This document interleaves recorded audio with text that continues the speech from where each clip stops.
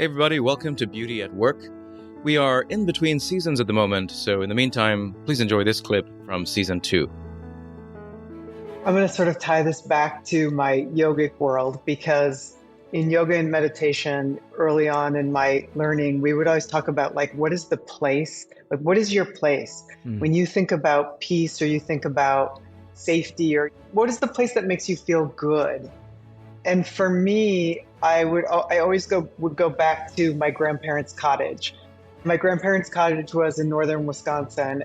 It was a place that I would run around outside. It was a place that I, found my love of the water. And they also had built this cottage. It was a contemporary cottage. It was, outside of the familiarity of the spaces that I lived in otherwise, because it had double height spaces and it was kind of, mid-century modern and, walls of glass.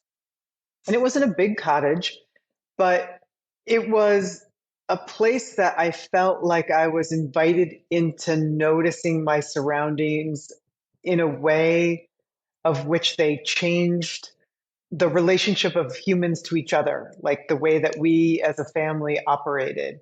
I started to see the beauty of architecture at that point, and I started to see beauty in, I guess, life, beauty in relationship, beauty in nature, beauty in all of these things. Later, I'm going to kind of jump around a little bit, so hopefully this makes sense. When I went to grad school, I integrated some of those pieces into what was ultimately my thesis project, which happened to be a retreat center for wellness. Some of the elements, like the double height space and the walls of glass and the relationship between nature, the built environment and nature, found their way into the architecture of that project. And then later, once I started my family and I moved out to Montclair, New Jersey, I ended up buying a house that is like a larger scale replica of my grandparents' cottage. And it was like recreating the beauty that I experienced as a child. So I was aware of that somehow, like within myself. It wasn't always very, top of mind, right? Like some of these things just unfold. Yeah. Do you have an example that comes to mind of like how, like as you mentioned, that encountering that space somehow changed your relationship to others there? Like, is there a particular element that that stands out there and that you can recognize? Yeah, I mean, the spaciousness of somehow double height space has the spaciousness to it. It invites people being together but doing their own things. So that togetherness doesn't always have to be at the table. It can be like one person's over on the sofa reading a book, another person is playing a game or cards. And yet there's still this sense that you're there in it together. Okay. Wow. Great.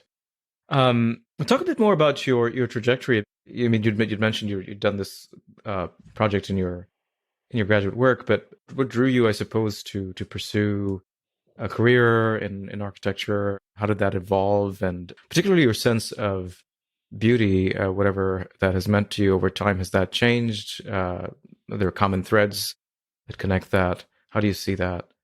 When I went to architecture school, well, actually, I started out, my undergraduate degree is in architectural history. And I had this idea that I wanted to do like historic preservation because of what I was talking about when I first found architecture. Then I realized I actually wanted to create, right? I didn't want to just preserve, I wanted to create something. And I obviously went to school for architecture. And I think in the beginning of my career, it was very much about control, organization, to create beauty. It was like an intellectual beauty. And I think to some extent, that's what we're taught as architects. It's this way, it's constraint. My personal evolution, like I, started my career in a much more tectonic kind of architecture. And at some point, I started to feel not very fulfilled by that. It felt very, I mean, quite frankly, empty. Like I was just creating beauty for the idea of vanity. Beauty was just about what it looked like. And I think beauty, true beauty, is the combination of what it looks like and what it feels like. As I continue to evolve as a creative, as an architect and a designer, I started to recognize this experiential combination. So whether it's like the positive and negative space, or whether it's the smooth and the soft, or the hard and the soft, or the loud and the quiet. Again, I often go back to yoga as my essence. I feel like I'm the yoga of architecture. It's in between the inhale and the exhale that you actually see the beauty. That's true bliss. That's where we can notice, where we can be present. And beauty to me is that combination. It's that combination. It's when we're able to be aware of our surroundings. Sometimes for me, that can be, and actually I can look behind me in the screen even and say that, like, where you see the architectural detail of the past and the clean line of the current moment, it's that meeting point. It's between the Mm. inhale and the exhale. That's where the beauty lies. The term beauty, though, in architecture is seen by a lot of people as outmoded. Did you have discussions about the concept when either when you were in graduate school, working with your colleagues? Was that sort of a term that was meaningful to other people? Is it a term that's even used among professionals in your field? You know what? It's actually wasn't used. It really wasn't used. We talked more about balance, Mm. about proportion. Hmm. It really depended, I guess, on the individual. We talked about materiality, but we didn't so much talk about beauty. And maybe it's that we had other words depending on what you were designing. Like, as an example, if you're designing a restaurant or a bar, hospitality space, you might be talking about, you want it to be sexy or you want it to be spacious. But the word beauty becomes almost like not descriptive enough.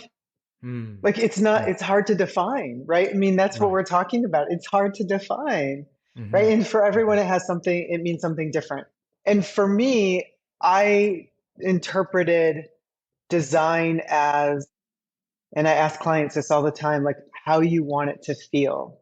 Because I came from architectural history, I would often kind of talk about, the energy of a building, again, like the energy that is in it, and how you create good energy. If you're building a new building, how do you create good energy?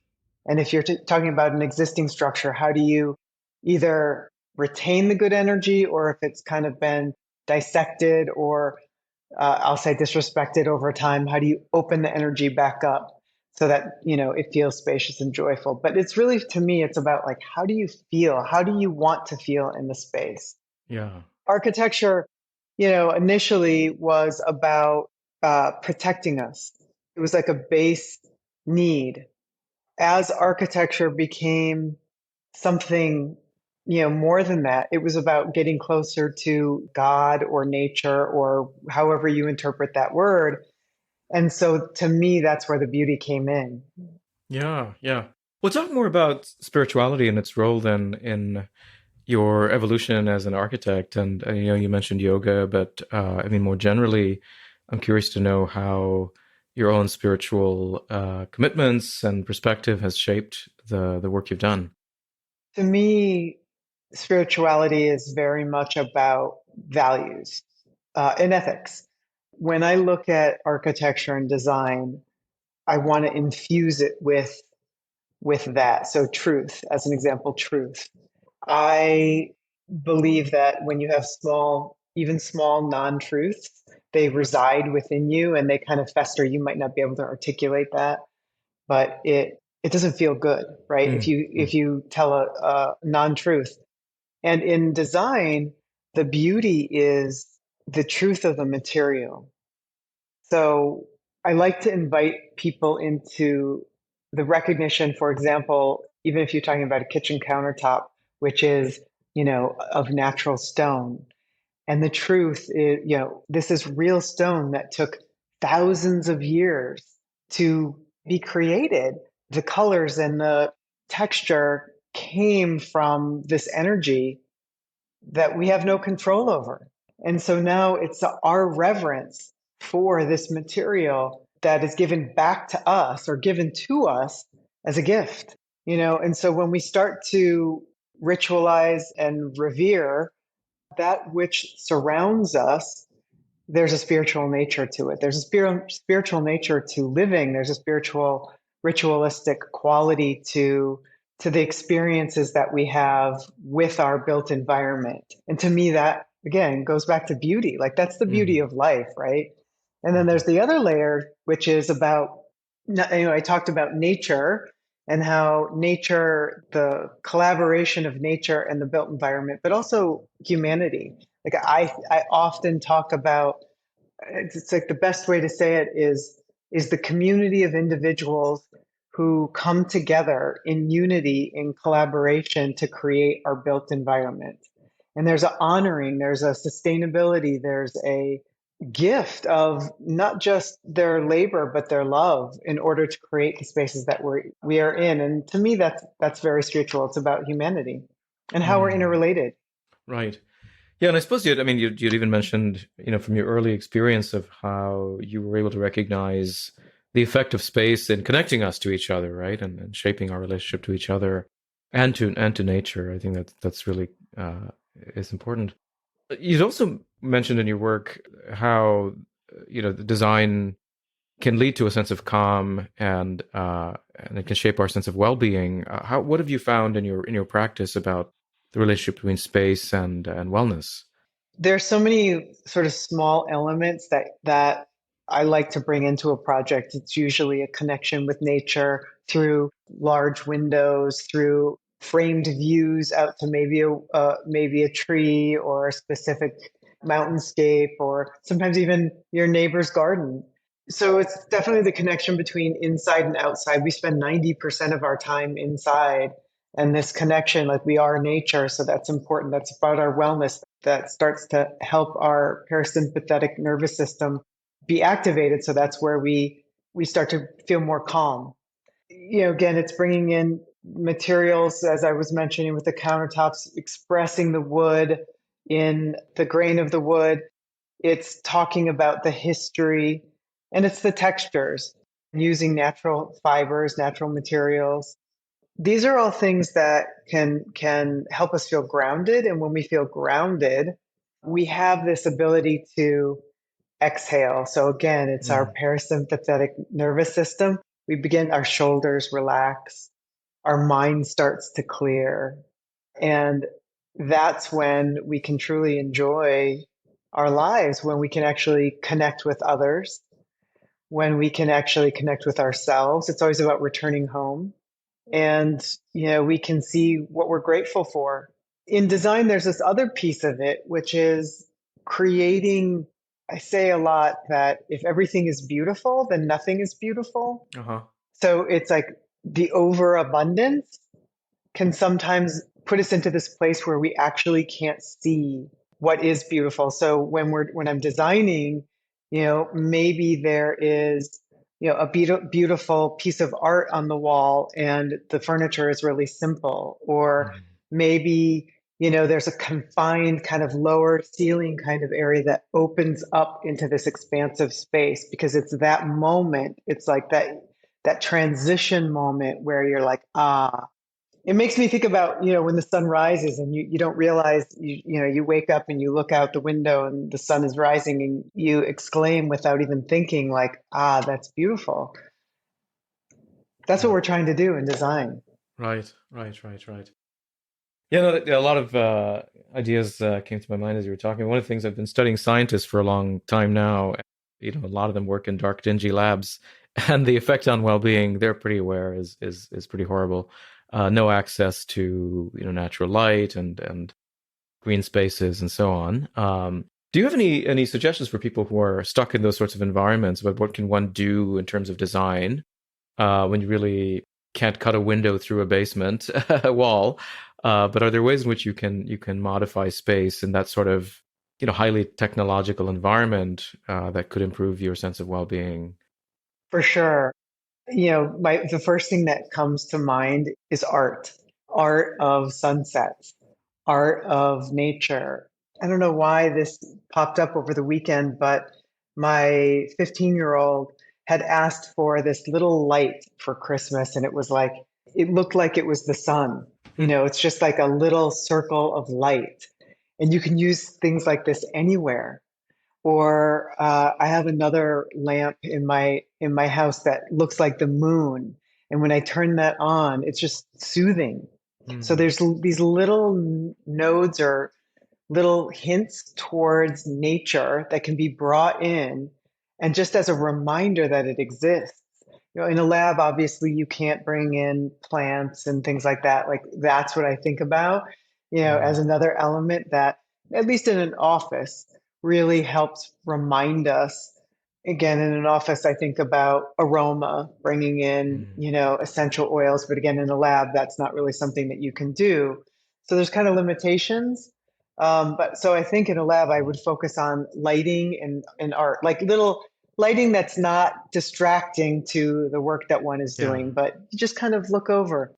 Funny enough, a couple weeks ago, an article popped up about there are all these really beautiful light fixtures out there in the world, and some of them are extraordinarily expensive.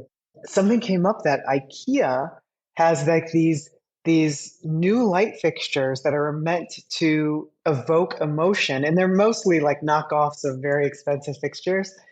And they have this one that's just, it looks like a moon, and it has a mirror, and it kind of light slips out from the side. It really is peaceful. It does create a sense of calm just looking at it. So they're all over the place, and I think these are good ways to sort of remind us that there's world out there, and help us kind of exhale. Beauty at Work is brought to you by Templeton Religion Trust. If you enjoyed this clip, go check out the full episode. And please take a moment to subscribe and leave us a review. It really helps get the word out about the show. Thanks, and see you next time.